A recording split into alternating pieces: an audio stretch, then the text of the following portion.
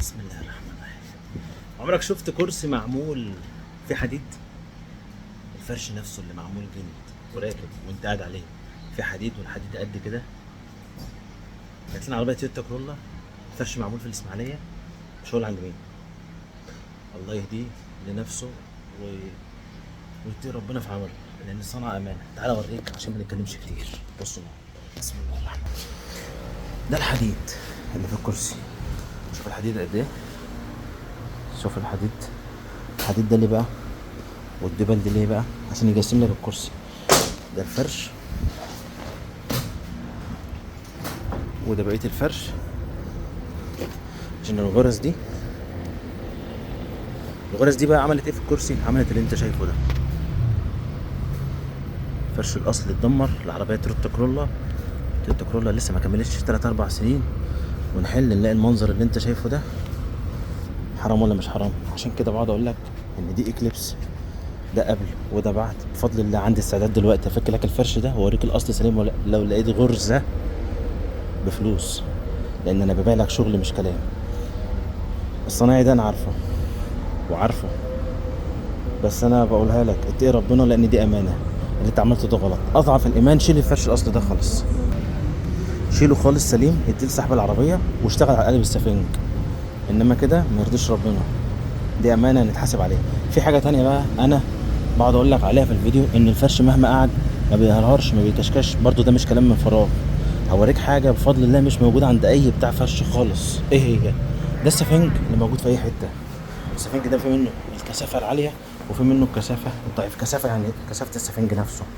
ده كثافه 28، بس دي كمان 28 قولا وفعلا مش كلام. ارتفاعه سنتي ونص، كثافته 28، ما بيهبطش. في منه نفس الارتفاع بس الكثافه 18 هو الرمادي، او ال 22 اخف من ده كتير. ده اللي بيهرهر والفرش بيهبط بسرعه. ده موجود وده موجود. ده مش هتلاقيه عند حد.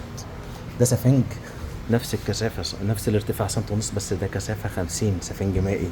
بص انسى. ده بيجي بالطوب بالرول زي الجلد. ده اتحدى اي بتاع جلد عنده منه. هي مش شطاره، بس انت اسعى عشان تجيبه. بفضل الله ده موجود وده موجود، والشغل الشعبي ده موجود. عايز تعمل فرش ب 3-4 آلاف جنيه وترمي فلوسك في الارض وترجع تشتكي؟ موجود. مش معنى كده ان انا بقول لك تعالى اعمل حاجه ب 20,000 او 27,000 زي الكوميكس البوست اللي نزلناه وقعدنا نضحك ونهزر فيه.